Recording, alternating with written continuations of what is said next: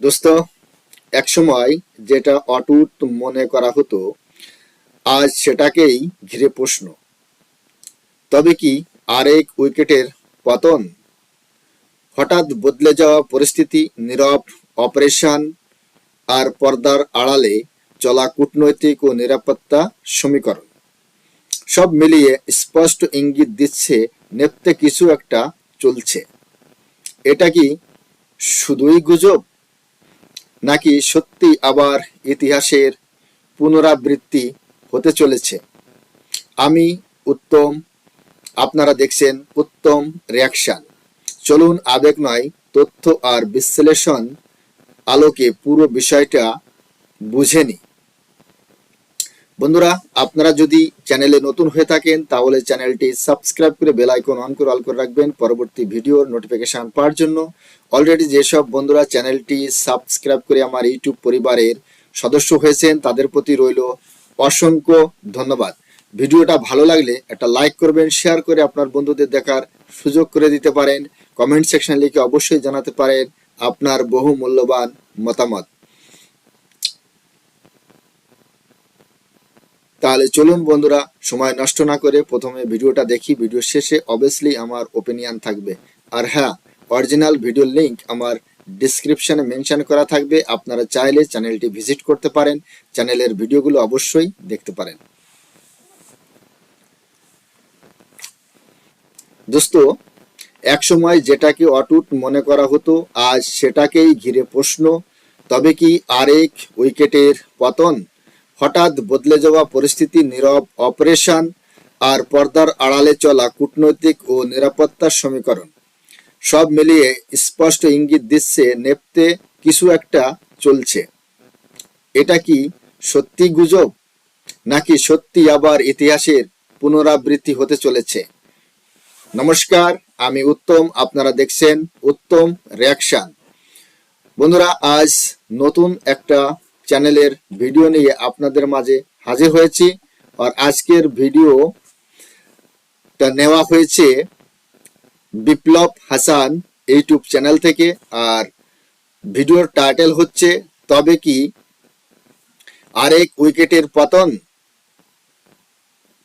বন্ধুরা, আপনারা আশা করি আমার সাথেই থাকবেন।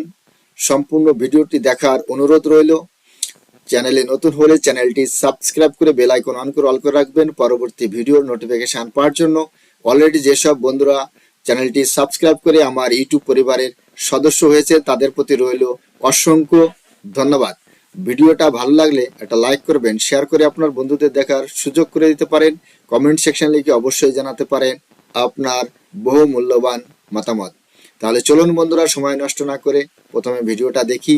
ভিডিও শেষে অবভিয়াসলি আমার ওপিনিয়ন থাকবে। আর অরিজিনাল ভিডিও লিংক আমার ডিসক্রিপশনে মেনশন করা থাকবে। আপনারা চাইলে চ্যানেলটি ভিজিট করতে পারেন, চ্যানেলের ভিডিওগুলো অবশ্যই দেখতে পারেন।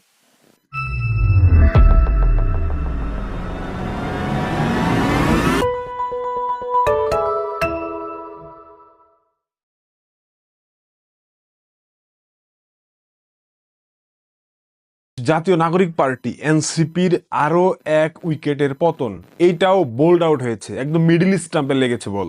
এনসিপির খুলনার যে বিভাগীয় সমন্বয়ক এবং এনসিপির যে শ্রমিক শক্তি নামক একটা সংগঠন আছে সেটার কেন্দ্রীয় সংগঠক মুতালেব শিকদারকে সকালে গুলি করা হয়েছে। একদম এই মাথার মিডিল স্টাম্পে গুলি করা হয়েছে। হঠাৎ করে এমন হচ্ছে কেন সারা বাংলাদেশে? এনসিপির একের পর এক উইকেটের পতন ঘটছে। প্রথমত উসমান হাদি হত্যাকাণ্ড, এরপর জান্নাতারা রুমি হত্যাকাণ্ড, এরপর আজকে তৃতীয় উইকেটের পতন। এনসিপির খুলনার সেই বিভাগীয় সমন্বয়ক মুতালেব শিকদারকে গুলি করেছে। হাদি হত্যাকাণ্ডের দায়টা পুরোপুরি আওয়ামী লীগের উপর চাপিয়ে দেওয়ার একটা চেষ্টা করা হয়েছে। প্রথমে চেষ্টা করা হয়েছিল বিএনপির উপর, কিন্তু পরবর্তীতে প্রশাসন বলতেছে, বাংলাদেশের প্রশাসন, যে এনসিপির নেতা হাদি হত্যাকাণ্ডের পেছনে কোনো রাজনৈতিক দলের সরাসরি ভূমিকা নেই। খতিয়ে দেখা হচ্ছে, কিন্তু এখন পর্যন্ত কোনো দলের সরাসরি সম্পৃক্ততা পাওয়া যায়নি। তাহলে কেন ভারত বিরোধী স্লোগান দেওয়া হচ্ছে? তাহলে কেন বলা হচ্ছে দিল্লি না ঢাকা, দিল্লি না ঢাকা? ভারতীয় আধিপত্যবাদ বিরোধী মিছিল কেন হচ্ছে? কেন বলা হচ্ছে হাদির হত্যাকারীরা ভারতে পালিয়ে গেছে? পুলিশ বলতেছে হাদির হত্যাকারী দেশের বাইরে পালিয়ে যাওয়ার কোনো তথ্য নাই। তাহলে এই যে পরিকল্পিতভাবে জামায়াত হত্যা করে এখন ভারতের উপর দোষ চাপাচ্ছে, প্রথমে বিএনপির উপর চাপিয়েছিল, পরবর্তীতে আওয়ামী লীগের উপর দোষ চাপিয়ে দেওয়ার চেষ্টা করছে। এনসিপির এই তথাকথিত টুকাই জঙ্গিরা, এদেরকে বাংলাদেশের সাধারণ মানুষরাই টপকে দেবে। সবার প্রথম এদেরকে টপকে দেবে জামাত, কারণ এরা এক একটা বকরি, এদেরকে বলি দেবে জামাত, এদেরকে বলি দিয়ে জামাত তাদের রাজনৈতিক ফায়দা লুটবে। এটা একদম স্বচ্ছ পানির মতো পরিষ্কার। আজকে মুতালেব শিকদার, এনসিপির যে নেতাকে গুলি করা হয়েছে খুলনায়, এই গুলি কে করেছে জানেন? আসেন, পুলিশ কি বিবৃতি দিয়েছে এই ব্যাপারে, এটাই আমরা শুনি। যে ঘরটিতে ওরা কালকে রাত্রে 3 জন এসেছিল এবং আশেপাশে ওদেরকেও জিজ্ঞাসাবাদ করে আমরা জানতে পারি যে এরা প্রায় সময় এখানে আসতো এবং বিভিন্ন ধরনের মাদক সেবন করত এবং বিভিন্ন মেয়ে মানুষও নিয়ে আসতো। তো এই ধরনের অপকর্ম ওরা জড়িত ছিল এবং ওদের আমাদের কাছে আপনার ভিতরে যে গুলি করেছে এটার কার্তুজ রয়েছে, পড়ে আছে, এবং যেটা আমাদের কাছে তথ্য যে ওদের ইন্টারনাল কুন্দলের কারণেই এই ঘটনাটা ঘটেছে। মুতালেব শিকদার খুলনা একটা হোটেলে প্রতিনিয়ত মেয়ে নিয়ে আসতো, মাদক সেবন করতো এবং তাদের আভ্যন্তরীণ কুন্দলের কারণেই তার মাথায় গুলি করা হয়েছে। যে গুলি করেছে সেই গুলির কার্তুজ পর্যন্ত মেঝেতে পড়ে আছে সেই রুমের। এটাকেও আওয়ামী লীগের উপর দিয়ে দায় চাপাই দেওয়া যায় না কোনোভাবে? এনসিপির তথাকথিত জঙ্গি সমর্থকরা, তোমরা কোনোভাবে এখানে ভারত এবং আওয়ামী লীগ এবং র এর সম্পৃক্ততা খুঁজে বের করতে পারো না? এটা করলে কিন্তু ভালো হতো, ফোকাসে আসতে পারতা। কারণ তোমাদের রাজনীতি টিকে আছে আওয়ামী বিরোধিতার উপর, তোমাদের রাজনীতি টিকে আছে ভারত বিরোধিতার উপর, তোমাদের রাজনৈতিক ভাষাই হচ্ছে গিয়া ভারতীয় র, ভারতীয় র। র এর এক একটা এজেন্ট পৃথিবীর কেউ চেনে? র এর এক একটা এজেন্টকে দেখলে তো সামনে দাঁড়িয়ে হিস্যু করে দিবি তোরা। যাই হোক, এনসিপির একের পর এক উইকেট পতন, এই উইকেট পতনকে আমাদের ইলেকশন কমিশনার, এইটাকে আমাদের ইলেকশন কমিশনার বললে ভুল হবে, এটা বাংলাদেশ জামাতের ইলেকশন কমিশনার, ইসির যে প্রধান, সে বলেছিল নির্বাচনের পূর্বে এরকম দুই একটা বিচ্ছিন্ন ঘটনা ঘটে, যেমন হাদি হত্যাকাণ্ডকে সে বিচ্ছিন্ন ঘটনা বলে আখ্যা দিয়েছিল। আসেন তার মুখে আমরা শুনি ফুটেজে কি বলেছে। একটু মাঝে মধ্যে দুই একটা খুন খারাপি হয়, এই যে হাজির একটা ঘটনা হয়েছে, আমরা এগুলো বিচ্ছিন্ন ঘটনা বলে মনে করি। এরকম তো অনেক আগে হয়েছে, ঘটনা তো অনেক আছে। আমার ইলেকশন আসলে এই ধরনের ঘটনা হয় বাংলাদেশে, এগুলো নতুন কিছু না। আইন শৃঙ্খলা অবনতি হলো কোথায়? ইলেকশন আসলে এরকম অসংখ্য ঘটনা ঘটে। সে উদাহরণ টেনেছিল গাজীপুরের হাসানুল্লাহ মাস্টারকে হত্যা করা হয়েছিল ইলেকশনের পূর্বে। এ ধরনের অসংখ্য ঘটনা তিনি টেনেছেন। তাহলে হাদি হত্যাকাণ্ড বিচ্ছিন্ন ঘটনা, এনসিপির আজকে যাকে গুলি করা হয়েছে সেও বিচ্ছিন্ন ঘটনা, এনসিপির জান্নাতারা রুমি হত্যাকাণ্ড সেটা বিচ্ছিন্ন ঘটনা। তাহলে এনসিপির এই বকরিদেরকে হত্যা করা হবে কিনা, গুলি করা হবে কিনা, এখানে রাষ্ট্রের মাথা ব্যথা কোথায়? ইলেকশন কমিশনার যদি এটাকে বিচ্ছিন্ন ঘটনা বলতে পারেন এইসব ঘটনাগুলোকে, তাহলে রাষ্ট্রের মাথা ব্যথার জায়গাটা আসলে কি? রাষ্ট্রের মাথা ব্যথার জায়গাটা কোথায় যে তারা সার্জিস, নাহিদ, হাসনাত এবং জারার মতো বেহায়াদেরকে রাষ্ট্রীয় প্রোটোকল দেবে, তাদেরকে গানম্যান দেবে? তারা রাষ্ট্রের কে? বাংলাদেশ স্বাধীন করেছে, বাংলাদেশের বর্তমানে দ্বিতীয় স্বাধীনতা চলমান, তাহলে কেন আন্দালিব রহমান পার্থকে গানম্যানের জন্য আবেদন করতে হয়? কেন জামাতের সাদা শকুন ডক্টর শফিকুর রহমানকে গানম্যানের জন্য আবেদন করতে হয়? জামাতের শকুন এটা একটা নাটক করেছে, এটা মানে এভারেজ একটা বিষয় দেখানোর জন্য এটা করেছে। আন্দালিব রহমান পার্থ বুলা, তুমি না বাংলাদেশ স্বাধীন করেছো, তুমি না শেখ হাসিনার ফাঁসি চাও, এই দেশ না তোমাদের নতুন বাংলাদেশ, তাহলে তোমার কেন গানম্যান লাগে? তোমার কেন বাংলাদেশে তোমার নিরাপত্তা নাই? বাংলাদেশ তো তোমাদের এখন। পাড়া হাসনাত, পেটকা নাহিদ, জারা এবং মলম সার্জিস, এই রাষ্ট্র গানম্যান দিয়েছে। এখনো যদি আপনারা বলেন যে এনসিপি কিংস পার্টি না, তাহলে আপনারা অন্ধ, তাহলে আপনারা বুকার স্বর্গে বসবাস করতেন। এনসিপি প্রথম দিক থেকে কিংস পার্টি ছিল, এইটা ডক্টর ইউনূসের গঠিত সংগঠন। এই সংগঠনকে দিয়ে ডক্টর ইউনূস ভেবেছিল রাষ্ট্রের ক্ষমতা ভোগ করবে, কিন্তু এই শেষরা টুকাই এক একটা বেহায়া, এক একটা লুভি, এক একটা মানে নষ্ট, এই নষ্টদেরকে দিয়ে ইউনূস পরবর্তীতে বুঝতে পেরেছে এদেরকে দিয়ে আসলে রাষ্ট্র পরিচালনা করা কোনোভাবে সম্ভব না, কারণ এরা 10 টাকার লুভো ছাড়তে পারে না, 100 টাকার লুভো ছাড়তে পারে না। যার কারণে ইউনূস পিছু হটতে বাধ্য হয়েছে। ইউনূস জামাতের উপর ভর করেছে, ইউনূস বিএনপির উপর ভর করেছে। তারা একটা দলের প্রধান, মানে 4 জন। এনসিপি, এনসিপি কি রাষ্ট্রের দল? সংবিধান কি এটা বলে? এনসিপির 4 জনকে গানম্যান নিয়োগ দেওয়া হয়েছে। তাহলে বিএনপি কি দোষ করেছে?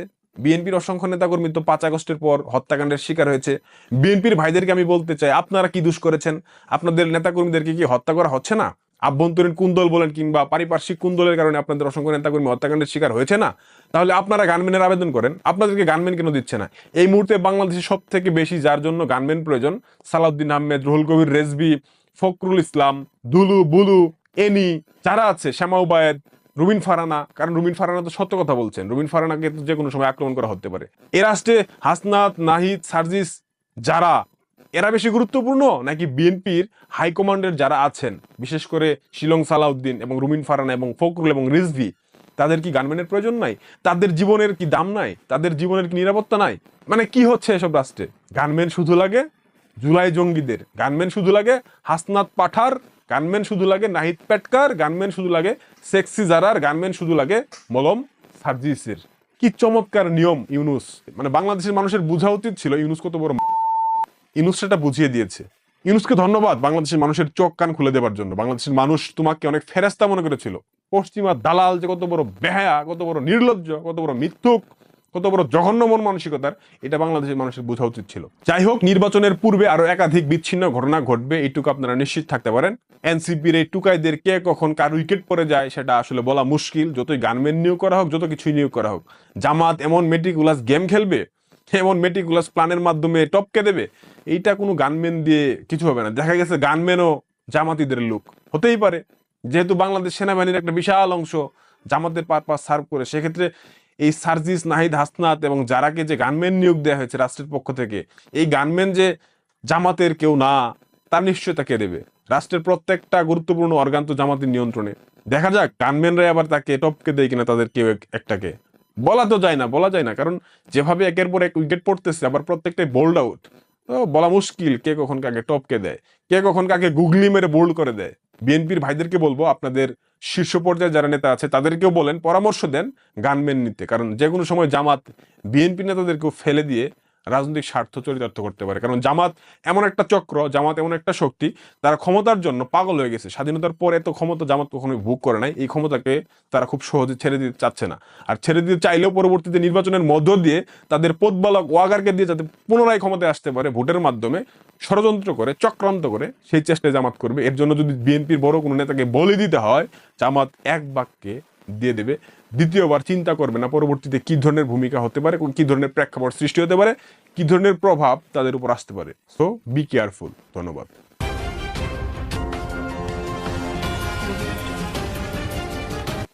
দোস্ত, ভিডিওটি এখানেই শেষ হয়েছে।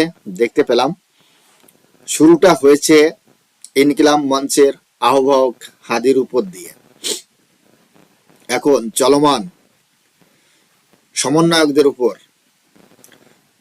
এটা চলবে, এই ট্রেন্ড চলবে। বিপ্লব হাসান, আপনি যে কথাগুলো বলেছেন আপনার কথাই যুক্তি আছে, ঠিক আছে, কিন্তু বাংলাদেশের যে অবস্থা, বাংলাদেশ যে ক্রাইসিসের ভিতর ঢুকে যাচ্ছে আস্তে আস্তে, এর থেকে বাংলাদেশ বের হতে পারবে কি? প্রশ্নটা কিন্তু থেকেই যায়। আপনি দেখুন যেভাবে বাংলাদেশের এই সমন্বয়করা, এরা যারা আন্দোলন শুরু করেছিল তারা তো কোটা আন্দোলন দিয়ে শুরু করেছিল, কিন্তু বাংলাদেশের প্রধানমন্ত্রী শেখ হাসিনা সেই কোটা আন্দোলন বাতিল করার জন্য হাইকোর্টে আবেদন পর্যন্ত করেছিল, হাইকোর্ট সেটা বাতিল করেছিল। তাহলে এদের উচিত ছিল না এরা নিজেদের স্কুল কলেজে ফিরে যাক? কিন্তু এরা যায়নি। এরা শেখ হাসিনার এক দাবি, পতন চাই, পতন। সে পতন হয়েছে, তারপরেও এখনো কিন্তু বাংলাদেশে শান্তি আসছে না। এই তো বাংলাদেশে ইউনাইটেড বাংলাদেশ, এত সুন্দর একটা বাংলাদেশ নির্মাণ হবে, সেটা দেখে মানুষ অবাক হয়ে যাবে। মুখে বলা যতটা সহজ, করা ততটা সহজ নয়। বাস্তবটা জানতে হবে, বাস্তবটা মানতে হবে। উন্নত মানের বাংলাদেশ গড়ার একদিনের কথা না, একদিনে হয় না। এটা করতে গেলে অনেকটা সময় লাগে, কয়েক দশক লাগে, কয়েক বছর লাগে। কিন্তু এই যারা এই যে হাদিকে শহীদ হিসেবে মান্যতা দিচ্ছে, তাদের উদ্দেশ্যে আমি বলছি, যারা বাংলাদেশে যে মিডিয়া চ্যানেলে বসে শহীদ হাদি, শহীদ হাদি বলে যে মালা টিপছে, তাদেরকে আমি বলতে চাই, এই সো কল্ড যারা বাংলাদেশের এই সিস্টেমটাকে নষ্ট করার জন্য এই শহীদ বলে উসমান হাদিকে যে ট্যাগ দেওয়া হচ্ছে, আমি এটা তাদের উদ্দেশ্যে বলতে চাই যে আপনারা কি ভাবছেন? এই শহীদ হাদি এটা সবসময় থাকবে? থাকবে না। আপনারা যে কাজটা করেছেন সেটা সব থেকে বড় ভুল করেছেন। সে ভুলটা হচ্ছে কি, শহীদ যাকে বানিয়েছেন, যার ট্যাগ দিচ্ছেন শহীদ, সেই হাদির কথাই বলছি। কে এই হাদি? হাদি কে? তার কি অবদান আছে বাংলাদেশের জন্য? তাকে যে জাতীয় কবি কাজী নজরুল ইসলামের পাশে দাফন করেছেন, এটা কি একদম উচিত হয়েছে? কোথায় কাজী নজরুল ইসলাম আর কোথায় এই ছাগলের পিচ্ছি, ছাগলের 10 নম্বর বাচ্চা, এই ছাগলের 10 নম্বর বাচ্চা শহীদ তাকে বানাচ্ছ, এই ছাগলের 10 নম্বর বাচ্চাকে শহীদ কর বলছো? তোমাদের লজ্জা করে না? লজ্জা করে না তোমাদের? এই ছাগলের 10 নম্বর বাচ্চা হাদি এ কি করে শহীদ হয়? এ কি করে শহীদ হয়? এ শহীদের যোগ্য? শহীদ বলে তাকে গণ্য করা হচ্ছে, এটাই তো বুঝতে পারছি না। তবে একটা কথা, বাংলাদেশের জন্য ভবিষ্যৎ খুবই অন্ধকার। বাংলাদেশ যে রাস্তায় চলছে এতে বাংলাদেশের কখনোই ভালো হবে না। তার কারণ বাংলাদেশের যে জনগণ তারাও কিন্তু বুঝতে পারছে না, তারাও কিন্তু এই পাগলা ঠেঙানে লোকগুলো যারা আছে তাদের পিছনে ছুটছে। তার কারণ এই 4-5 জন যারা রয়েছে তাদের কথা মতো চলছে, তাদের কথা মতো উঠছে। তবে শুরুটা হয়ে গেছে হাদি দিয়েই, এখন বাকিগুলো আস্তে আস্তে চলবে। এই বিপ্লব হাসান যেটা বলেছে যে মিডল স্টাম্প উড়ে গেছে, নাথিং। মিডল স্টাম্প না, লেগ স্টাম্প উড়ে গেছে। একটা লেগ স্টাম্প উড়াতে একটা বোলিং এর যে কত কষ্ট হয় সেটা সে বোলিংই জানে। আমরা দেখছি প্রত্যেকটারই লেগ স্টাম্পই উড়বে, মিডল স্টাম্প বা অফ স্টাম্প নয়, লেগ স্টাম্প। লেগ স্টাম্পে উড়বে একের পর এক। শুরুটা হয়েছে আদির উপর দিয়ে, শেষটা হবে ইউনিসের উপর দিয়ে, এটা আমার মন্তব্য। তবে একটা কথা কি জানেন, এরা কিন্তু বোঝে না, এরা না বোঝার ভান করছে, সবকিছুই জানে। এরা জানে যে এদের ভবিষ্যৎ, এদের জীবনের উপর অনেকটা ঝুঁকি বেড়ে গেছে। এরা নিজেরাই মারামারি করবে, নিজেরাই লড়াই করবে, তারপরে ভারতের উপর দোষ চাপাবে। এই যে আর একটা খুলনায় এনসিপি শ্রমিক সংগঠনের কেন্দ্রীয় নেতাকে গুলি, এটা প্রথম আলোর হেডিং। আর এর যে অপকাণ্ড সেটা শুনেছেন? নারী নারী মতলব এত প্রিয়, এদেরকে নিয়ে হোটেলে যাওয়া, এরা আপোষে নিজেদের মধ্যে গুলি করাকরি করছে আর একটার পর একটা মরছে। দোষ দিচ্ছে আওয়ামী লীগের, দোষ দিচ্ছে ভারতের রয়ের দোষ দিচ্ছে। ভারতের মানে বাংলাদেশে যদি একটা মশাও মারা যায় তাও ভারতের দোষ। বাংলাদেশের ভিতর যদি কোনো একটা ইনকেস কোনো একটা সমস্যা সৃষ্টি হয় সেটাও ভারতের দোষ। ভারতই করাচ্ছে, ভারতই করছে এখানে। কিন্তু আদৌ কি ভারত এগুলো করছে? আমার তো মনে হয় না। কিন্তু এরা নিজেরা নিজেদের উপর গুলি ছোড়াছড়ি করছে, নিজেরাই মরছে, দোষ দিচ্ছে আওয়ামী লীগ আর ভারতের। কিন্তু এই জামায়াত বিএনপি এরাই কিন্তু এর পিছনে মূল কাজ করছে। এরা একে একে এই সার্জিস আলম, মাহফুজ, নাহিদ ইসলাম, হাসনাত আব্দুল্লাহ এদেরকে একটার পর একটা কিন্তু এই দেশ থেকেই একদম সেই 72 হুরের কাছে পাঠায় দেবে। তারপরেও এরা বুঝবে যে না, ভারতের কোনো দোষ নেই, দোষ এখানে বাংলাদেশের এই রাজনৈতিক দলগুলোর। কিন্তু এরা বুঝতে পারছে না। আননোন গানম্যান কখন কাকে এসে গুলি মারে বাংলাদেশে সেটা বলা বড়ই মুশকিল। তো বন্ধুরা, আজকের এই ভিডিও সম্পর্কে আপনাদের কি মতামত সেটা কমেন্ট সেকশন লিখে অবশ্যই জানাতে পারেন। আর আপনাদের সামনে একটা প্রশ্ন আমি ছুড়ে যাচ্ছি যে জামায়াত ইসলাম বাংলাদেশের ক্ষমতায় কি আসতে পারবে? আপনাদের কি মতামত সেটা কিন্তু অবশ্যই কমেন্ট সেকশন লিখে জানাবেন। সবাই ভালো থাকুন, সুস্থ থাকুন। দেখা হচ্ছে নেক্সট রিঅ্যাকশন ভিডিওতে। ততক্ষণ সবাইকে নমস্কার, জয় হিন্দ, বন্দে মাতরম।